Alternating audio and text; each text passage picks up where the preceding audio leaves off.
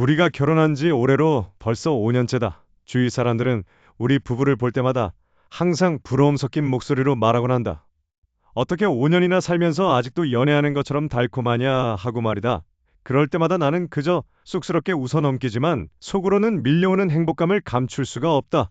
남들이 보기엔 그저 지루하고 평범한 일상일지 몰라도 나에게는 이 세상 무엇보다 소중하고 완벽한 행복이니까. 오늘도 여느 날과 다름없는 평화로운 저녁이다. 시계를 보니 벌써 아내가 요가 학원에서 마칠 시간이 다 되어가고 있었다. 아내는 몇 달 전부터 건강과 마음의 안정을 찾겠다며 매일 저녁마다 요가 학원에 다니기 시작했다. 처음에 아내가 요가를 시작하겠다고 했을 때 나는 아내의 결정을 적극적으로 응원했다. 요즘 부쩍 예민해 보이고 불안해하는 아내의 심리 상태가 마음에 걸렸기 때문이다. 요가를 하고 오면 조금이라도 마음이 편안해질까 싶어 나는 아내가 운동을 마치고 집으로 돌아오는 시간에 맞춰 항상 저녁 식사를 준비해둔다. 부엌으로 도마 위에 채소를 썰기 시작했다. 탁탁탁 일정한 도마 소리가 조용한 집안에 울려 퍼졌다. 보글보글 끓어오르는 찌개 냄새가 온 집안을 따스하게 채우기 시작할 때쯤 내 마음도 몽글몽글해졌다. 매일 똑같이 반복되는 이 일과가 나에게는 가장 큰 위안이자 행복이다. 사랑하는 아내를 위해 따뜻한 밥상을 차리고 문을 열고 들어오는 아내를 환하게 맞이하는 것. 그 소소한 순간이야말로 우리가 여전히 뜨겁게 사랑하고 있다는 증거라고 믿어 의심치 않았다. 음식을 준비하다가 문득 화장대에 놓인 아내의 향수병으로 시선이 향했다. 은은한 꽃향기가 감도는 그 향수는 우리가 한창 뜨겁게 연애하던 시절 내가 아내에게 처음으로 선물했던 향수다. 달콤하면서도 부드러운 그 향은 아내의 맑고 순수한 분위기와 너무나도 잘 어울렸다. 세월이 흘러 결혼 5년 차가 된 지금도 아내는 외출할 때마다 항상 그 향수를 뿌리곤 했다. 향수의 은은한 잔향을 떠올릴 때마다 나는 우리가 처음 만났던 그 설레던 순간으로 돌아가는 기분이 든다. 변하지 않는 아내의 향수 취향처럼 우리 사이의 사랑과 신뢰 역시 절대로 변하지 않을 것이라 굳게 확신했다. 어느덧 약속된 시간이 되었고 마침 도어락이 해제되는 삐빅 소리와 함께 현관문이 부드럽게 열렸다. 다녀왔어? 지친 기색이 역력하지만 여전히 아름다운 아내의 목소리가 들렸다. 나는 프라이팬 앞을 떠나 반가운 마음으로 현관으로 마중을 나갔다.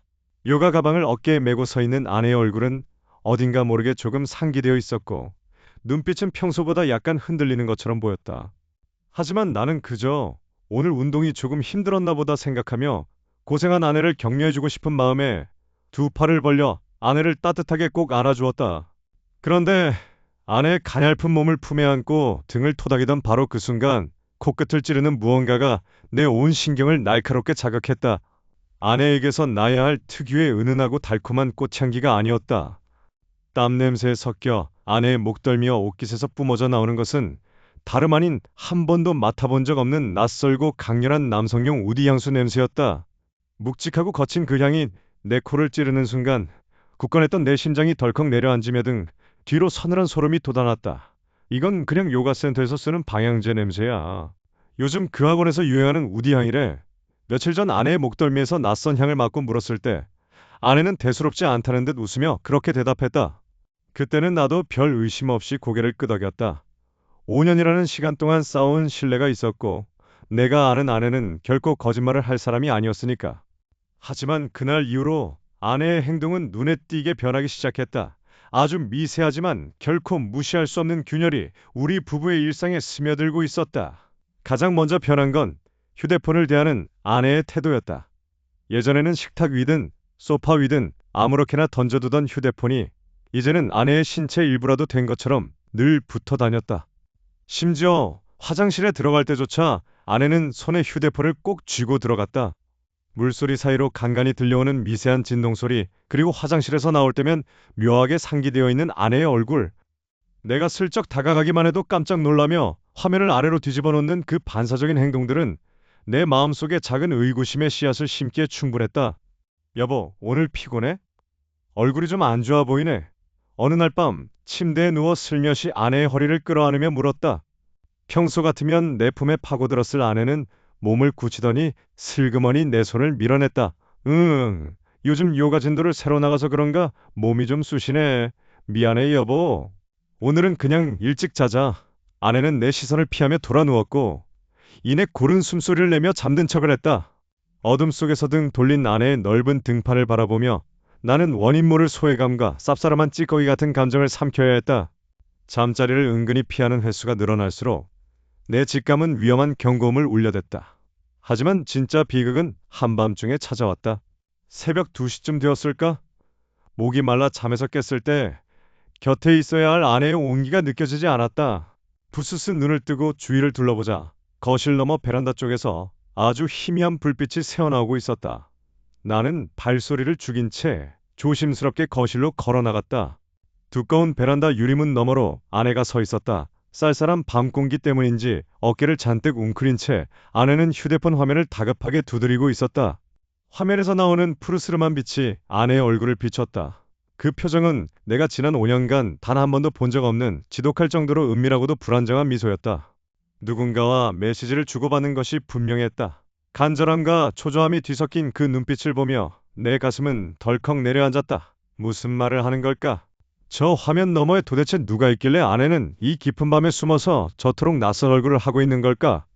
당장 문을 열고 들어가 누구냐고 따져 묻고 싶은 충동이 목구멍까지 차올랐지만 나는 주먹을 꽉 쥔 채 그 자리에 멈춰서서 괴로워할 뿐이었다.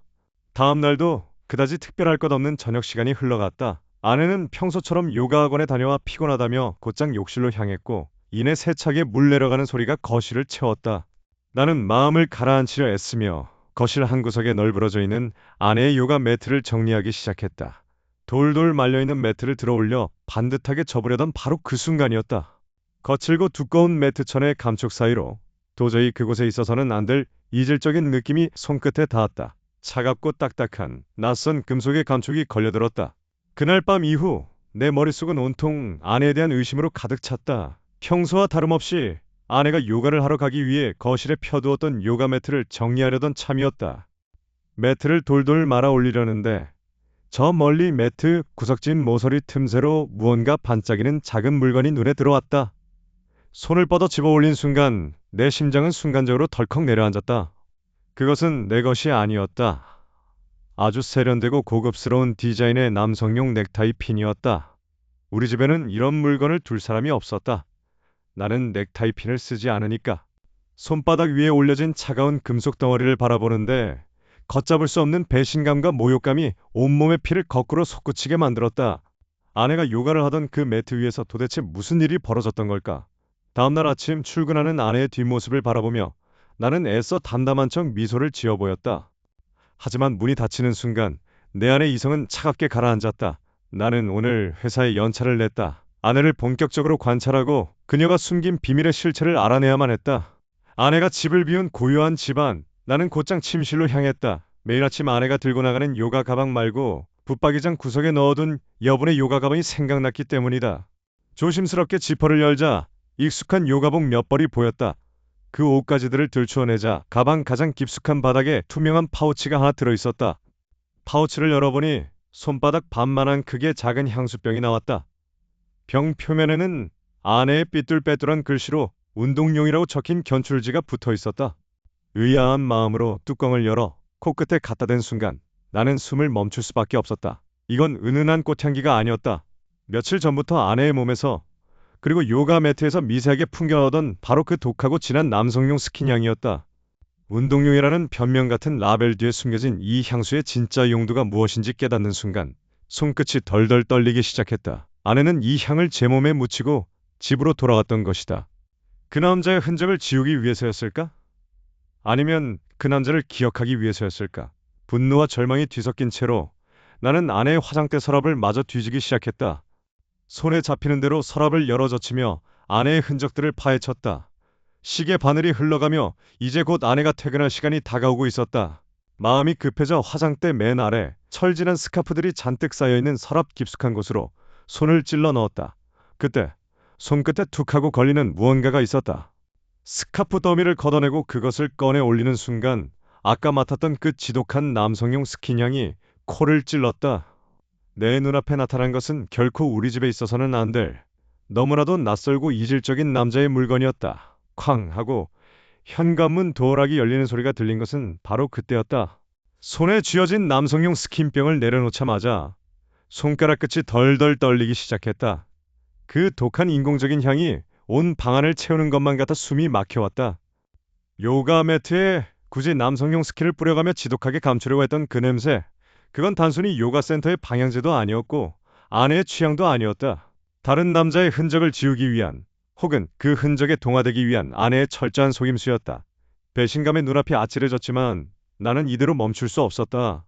이미 판도라의 상자는 열렸고 내 안의 의구심은 확신을 넘어 괴물이 되어가고 있었다. 나는 떨리는 손을 다시 움직여 아내의 서랍 깊숙한 곳을 뒤지기 시작했다. 평소라면 절대 손대지 않았을 아내만의 지극히 사적인 공간이었다. 양말과 손수건이 정돈된 서랍 가장 안쪽, 두꺼운 겨울 목도리 사이에 무언가 딱딱한 것이 만져졌다. 조심스럽게 꺼내든 것은 작은 상자였다. 그리고 그 상자를 열자 내 심장은 그대로 바닥으로 뚝 떨어지는 것 같았다. 그 안에는 어떤 남성이 정성스럽게 작성한 듯한 짧은 연애 편지 조각이 들어있었다. 빛바랜 종이 위에는 꾹꾹 눌러쓴 글씨체로 아내를 향한 애틋한 감정들이 고스란히 담겨 있었다. 네가 없는 시간은 너무 길고 지루해. 매일 밤 네 목소리를 들어야 겨우 잠들 수 있어. 보고 싶다 내 사랑. 글자 하나하나가 내 눈을 찌르는 것 같았다. 아내가 다른 남자와 단순히 스쳐 지나가는 바람이 아니라 이미 영혼까지 나누는 깊은 관계를 맺고 있다는 사실이 잔인하게 다가왔다. 매일 밤 베란다에서 숨죽여 속삭이던 그 목소리의 주인공이 바로 이 편지를 쓴 놈이었던 것이다. 가슴이 찢어지는 듯한 통증과 함께 분노가 머리끝까지 치밀어 올랐다. 하지만 아무리 편지를 앞뒤로 뒤집어보고 샅샅이 살펴봐도 상대 남성의 이름이나 신상을 알 수 있는 단서 같은 건 전혀 적혀있지 않았다. 날짜도 이니셜도 없었다. 오직 아내만을 향한 맹목적인 사랑의 고백뿐이었다. 이 편지를 쓴 놈은 도대체 누구일까? 요가 센터에서 만난 회원일까? 아니면 내가 모르는 아내의 오랜 지인일까? 단서가 없다는 사실이 나를 더 미치게 만들었다. 정체를 알 수 없는 유령 같은 존재가 내 가정과 내 아내를 통째로 집어삼키고 있었다. 손에 쥔 편지 조각이 구겨질 정도로 주먹에 힘이 들어갔다. 피가 거꾸로 솟구치고 머릿속이 하얘졌다. 당장이라도 이 편지를 아내의 얼굴에 던지며 모든 걸 끝내고 싶었다. 분노로 심장이 터질 것 같던 바로 그 순간 정적을 깨고 철컥하는 소리와 함께 현관 도어록이 부드럽게 열렸다.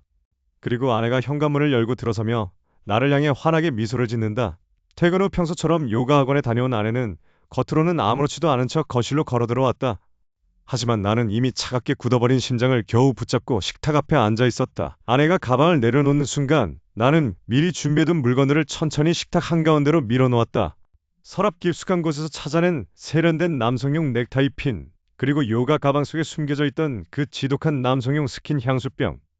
조명 아래에서 차갑게 빛나는 물건들을 바라보는 아내의 눈동자가 순간적으로 크게 흔들렸다. 찰나의 순간이었지만 아내의 얼굴에서 핏기가 싹 가시는 것을 나는 똑똑히 보았다. 입술을 파르르 떨며 당황하던 아내는 어색하게 침을 삼켰다. 이게 다 뭐야? 왜 내 가방을 뒤진 거야? 아내는 애써 태어난 척 목소리를 높였지만 목소리 끝이 미세하게 떨리고 있었다. 나는 차가운 시선으로 아내를 지시하며 낮고 가라앉은 목소리로 물었다. 이 넥타이 핀 주인 누구야? 그리고 이 향수는 왜 내 요가 가방에 들어있던 거지? 설명해봐. 나의 추궁에 아내는 잠시 멍하니 서 있더니 이내 안색을 싹 바꾸며 실소를 터뜨렸다. 방금 전의 당황스러움은 간데없고 오히려 나를 한심하다는 듯이 바라보는 표정이었다. 하! 정말 어이가 없어서. 당신 지금 나 의심하는 거야? 겨우 이런 걸로 사람을 불륜녀 취급하는 거냐고? 진짜 정신병자 아니야? 이거 완전히 의부증 환자네? 아내는 적반하장으로 소리를 지르기 시작했다. 목에 핏대를 세우며 당당하게 외치는 모습에 나는 순간 정신이 아득해졌다. 요즘 직장에서 스트레스가 너무 심해서 기분 전환 좀 하려고 향취를 바꾼 것뿐이야. 요즘은 여자들도 이런 중성적인 향 많이 써. 그리고 그 넥타이 핀은 길에서 주워서 가방에 넣어둔 것뿐이라고. 왜 이렇게 속이 좁아? 사람 숨 막히게 하지 마. 내 말은 들으려지도 않고 소리를 지르던 아내는 씩씩거리며 요가 가방을 낚아채듯 들고 안방으로 걸어가 버렸다. 그리고는 쾅 소리가 나도록 문을 닫고 안에서 문을 잠가 버렸다. 철컥하는 자물쇠 소리가 거실의 정적을 깨뜨렸다. 거실에 홀로 남겨진 나는 배신감과 허탈함에 온몸에 힘이 쭉 빠져나가는 것 같았다. 몇 시간이 흘렀을까? 사방이 쥐죽은 듯이 조용해진 깊은 밤. 나는 조심스럽게 안방 문 앞으로 다가갔다. 귀를 기울이자 문틈 사이로 아내의 규칙적이고 깊은 숨소리가 들려왔다. 완전히 잠든 것이 분명했다. 허탈한 마음으로 다시 거실 식탁으로 돌아왔을 때 어두컴컴한 식탁 위에서 무언가 반짝 빛났다. 아내가 방으로 들어가며 미처 챙기지 못하고 식탁 위에 그대로 두고 간 아내의 휴대폰이었다. 그 순간 조용하던 휴대폰 액정에 스르륵 불이 들어왔다. 어둠을 밝히는 환한 액정 화면 위로 발신인을 알 수 없는 의문의 메시지가 팝업창으로 떠올랐다. 오늘 남편 눈치챈 것 같던데? 괜찮아? 지금 만날 수 있어? 아내가 방문을 쾅 닫고 들어가 걸어 잠근 뒤 거실에는 숨이 막힐 듯한 침묵만이 맴돌았다. 식탁 위에 덩그러니 놓인 남성용 넥타이 핀과 향수병이 마치 나를 비웃고 있는 것 같았다. 나를 의부증 환자로 몰아가며 당당하게 소리를 지르던 아내의 날카로운 눈빛이 머릿속에서 떠나지 않았다. 정말 내가 예민했던 걸까?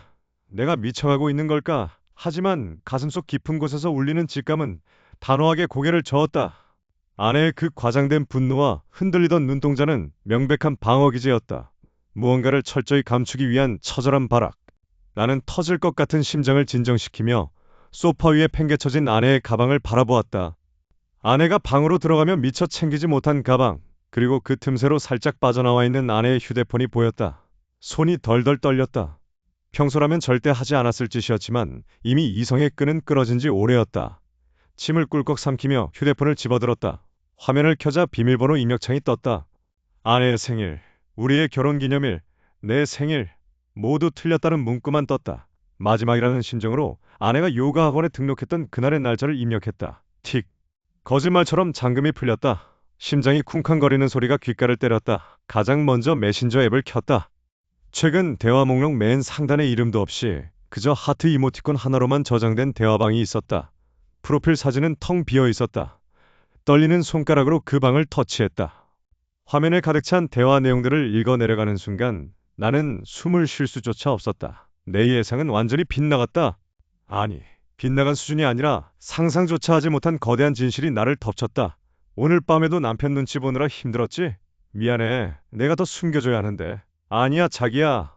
그이가 눈치채지 못하게 그 남성용 향수 일부러 매트랑 옷에 잔뜩 뿌리고 들어갔어.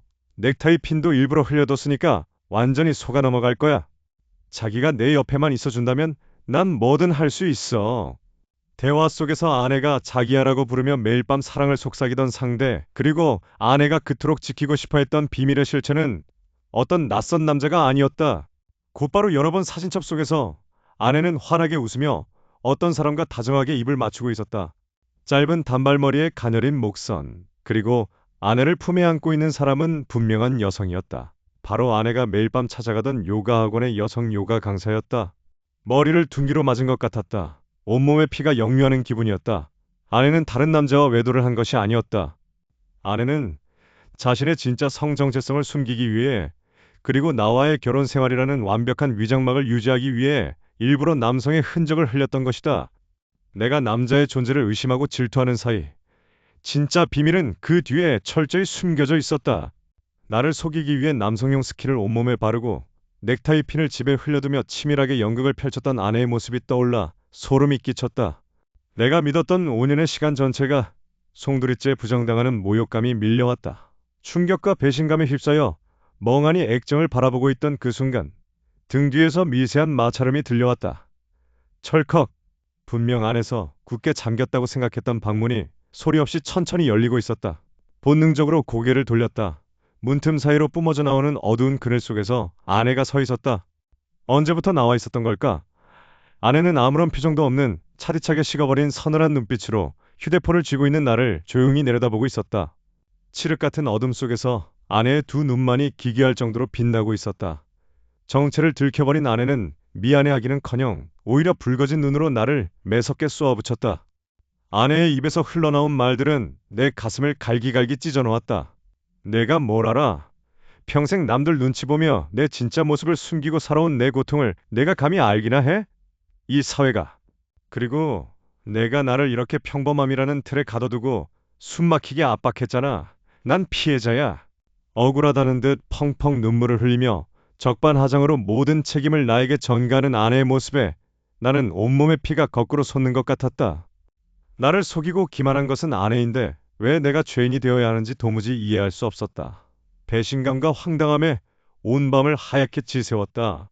다음날 오전 집 초인종이 거칠게 울렸다. 문을 열자 서 있는 사람은 다름 아닌 그 요가 강사였다.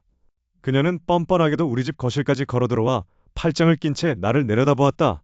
길게 말 안 할게요. 그 사람 대변에서 왔어요. 당장 깔끔하게 이혼해줘요. 어이가 없어 헛웃음을 짓는 내게 그녀는 차가운 미소를 지으며 협박을 시작했다. 순순히 물러나지 않으면 당신이 그동안 그 사람을 어떻게 정신적으로 학대하고 억압했는지 세상에 다 퍼뜨릴 줄 알아. 인터넷이든 주변이든 당신 하나 매장하는 건 일도 아니니까. 그 뻔뻔하고 당당한 태도에 나는 말문이 막혔다. 불행은 여기서 끝이 아니었다. 어떻게 알았는지 양가 부모님과 평소 가깝게 지내던 주변 지인들까지 우리 부부의 심상치 않은 기류를 눈치채고 전화를 걸어 대기 시작했다. 너희 요새 무슨 일 있냐? 내가 애를 얼마나 힘들게 했으면 애가 친정에도 안 가고 그러냐며 은근히 나를 죄인 취급하며 압박을 가해왔다. 아내와 요가 강사가 이미 손을 써서 주변에 이상한 소문을 퍼뜨린 게 틀림없었다. 진실은 묻힌 채 나만 억울하게 가해자로 몰리는 진흙탕 싸움 속에서 나는 정신적으로 완전히 피폐해져 갔다. 머리가 터질 것 같은 괴로움 속에서 식탁에 주저앉아 있을 때 카카오톡 알림음이 날카롭게 울렸다. 요가 강사가 보낸 메시지였다. 숨을 죽이고 화면을 켠 순간 내 심장은 그대로 얼어붙었다. 메시지와 함께 전송된 것은 침대 위에서 아내와 요가 강사가 실오라기 하나 걸치지 않은 채 서로를 탐닉하며 찍은 극도로 은밀하고 자극적인 사진들이었다. 그리고 그 아래에 적힌 요가 강사의 마지막 경고가 내 시야를 붉게 물들였다. 이래도 버틸 수 있는지 어디 한번 끝까지 가볼까요? 험한 꼴 당하기 전에 도장 찍으세요. 거실 테이블을 사이에 두고 흐르는 침묵은 얼음장처럼 차가웠다. 내 맞은편에는 사시나무 떨듯 손을 떨고 있는 아내와 그런 아내의 어깨를 감싸쥔 채 나를 매섭게 노려보는 요가 강사가 앉아 있었다. 불과 몇 달 전까지만 해도 따뜻한 온기가 가득했던 우리 집 거실이 이제는 서로를 향해 칼날을 겨누는 잔혹한 재판장으로 변해버렸다. 더 이상 이 말도 안 되는 연극을 지켜보며 피를 말릴 수는 없었다. 내가 겪은 배신감과 모멸감을 고스란히 돌려줄 차례였다. 나는 심호흡을 크게 한번 하고 미리 준비해둔 두꺼운 서류 봉투를 테이블 한가운데로 툭 던졌다. 둔탁한 소리가 거실에 울려 퍼지자 아내의 어깨가 눈에 띄게 움츠러들었다. 봉투 안에서 서류들을 꺼내 두 사람의 눈앞에 하나씩 펼쳐놓았다. 이게 뭔지 잘 알겠지? 내 목소리는 나조차도 낯설 정도로 가라앉아 있었다.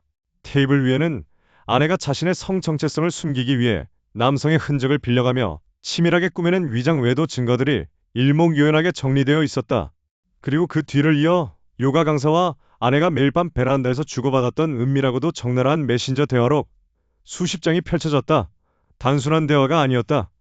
나를 어떻게 속일지, 만약 들키면 어떻게 의부증으로 몰아세울지 공모한 추악한 기록들이었다. 법적 소송, 그리고 상간자 위자료 청구 소송 둘 다 진행할 거야. 내가 순순히 물러나 줄 거라고 생각했어? 나를 학대범으로 몰아가겠다고 협박하더니 제 발등을 찍은 기분이 어때? 요가 강사의 얼굴에서 당당하던 기색이 싹 가셨다. 그녀는 서류에 적힌 법률 용어들을 보며 입술을 바르르 떨었다. 하지만 진짜 무너진 것은 아내였다. 아내는 대화록에 찍힌 자신의 프로필 사진과 글자들을 멍하니 바라보다가 이내 얼굴이 하얗게 질려버렸다. 아내에게 가장 두려운 것은 이혼 그 자체가 아니었다. 자신의 진짜 정체성이, 그리고 그동안 해온 거짓말들이 부모님과 직장, 그리고 온 세상에 낱낱이 밝혀지는 것이었다. 당신 정말 이럴 거야? 우리가 함께한 시간이 얼마인데 어떻게 나한테 이래? 아내가 울부짖으며 서류를 낚아채려 했지만 나는 차갑게 그 손을 쳐냈다. 그 시간 동안 나를 철저하게 기만한 건 당신이야. 사회적 시선이 두려워서 나를 방패막이로 삼아놓고 이제 와서 피해자 행세를 해? 핑계대지 마. 당신들은 내 인생을 송두리째 모욕했어. 나는 이혼 서류를 아내 쪽으로 더 가까이 밀어 넣었다. 볼펜을 쾅 소리가 나게 내려놓으며 말을 이었다. 선택해. 조용히 서명하고 내가 요구하는 위자료 지불한 뒤 끝낼 건지, 아니면 법정에서 이 모든 추잡한 기록들을 다 공개하고 진흙탕 싸움을 할 건지. 법원에 접수되는 순간 당신 부모님은 물론이고 당신 회사 동료들까지 전부 알게 될 테니까. 아내의 눈동자가 사정없이 흔들렸다. 요가 강사는 어떻게든 아내를 붙잡아 보려 했지만 이미 공포에 질린 아내의 귀에는 아무것도 들리지 않는 듯했다. 이대로 서명만 하면 모든 지옥 같은 결혼 생활이 법적으로 파국을 맞이하며 끝날 터였다. 승리는 내 것이었고 나는 드디어 이 지독한 배신감에서 벗어날 수 있을 거라고 확신했다. 바로 그 순간이었다. 숨이 막힐 듯한 침묵을 깨고 아내가 갑자기 의자에서 일어났다. 그리고는 비틀거리며 내 앞으로 걸어오더니 혈석 소리를 내며 내 무릎 앞에 꿇어 앉았다. 내가 잘못했어. 제발, 제발, 그것만은 안 돼. 아내는 내 바짓가랑이를 붙잡고 눈물을 뚝뚝 흘렸다. 옆에 있던 요가 강사조차 경악한 표정으로 아내를 바라보았다. 자존심 강하던 아내가 바닥에 엎드려 오열하는 모습에 나는 잠시 숨이 멎는 듯 했다. 복수심으로 가득 차 있던 거실의 공기가 기이하게 뒤틀리기 시작했다. 아내는 눈물로 범벅이 된 얼굴을 들어 내 눈을 똑바로 응시했다. 그리고는 떨리는 목소리로 내가 꿈에도 상상하지 못했던 소름 끼치도록 잔인하고 은밀한 마지막 제안을 건넸다. 도장을 찍는 손끝이 미세하게 떨렸던 건 미련 때문이 아니었다. 5년이라는 시간, 내 청춘의 가장 찬란했던 한 페이지가 이토록 허무하고 추잡하게 찢겨나간 것에 대한 허탈함 때문이었다. 법원을 나서는 길에 아내는 단 한 번도 뒤를 돌아보지 않았다. 그녀의 곁에는 언제나처럼 그 단발머리의 요가 강사가 든든한 버팀목처럼 서 있었다. 나를 향해 쏘아붙이던 그 당당하고 독한 눈빛은 온데간데 없이 내 눈을 피해 서둘러 택시에 올라타는 아내의 뒷모습을 보며 나는 비로소 깊은 한숨을 내쉬었다. 드디어 끝났다. 이 지독하고 숨막히던 연극이 텅 빈 집으로 돌아와 현관문을 열었을 때 나를 맞이한 것은 차디찬 정적뿐이었다. 불도 켜지 않은 거실로 걸어들어가 소파에 털썩 주저앉았다. 아내가 쓰던 가구며 옷가지들이 한바탕 휩쓸고 지나간 자리는 흉측하게 비어 있었다. 불과 몇 달 전까지만 해도 이곳은 은한 꽃향기로 가득 차 있었다. 내가 세상에서 가장 행복한 남편이라고 믿게 만들었던 그 잔인하도록 달콤했던 향기. 하지만 이제 그 향수는 온데간데 없고 베란다 문틈으로 불어오는 서늘한 바람만이 거실을 채우고 있었다. 돌이켜보면 우리의 5년은 철저한 기만과 위장으로 가득 찬 무대였다. 그녀는 자신의 성 정체성을 숨기기 위한 완벽한 방패막이로 나를 선택했고 나는 그것도 모른 채 매일 저녁을 차리며 그녀의 퇴근을 기다렸다.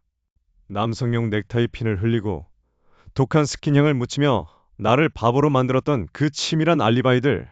사회의 시선이 두려워 한 남자의 인생을 통째로 짓밟아버린 아내의 잔인함에 다시금 치가 떨렸다. 하지만 이상하게도 분노의 감정 뒤로 묘한 해방감이 밀려왔다.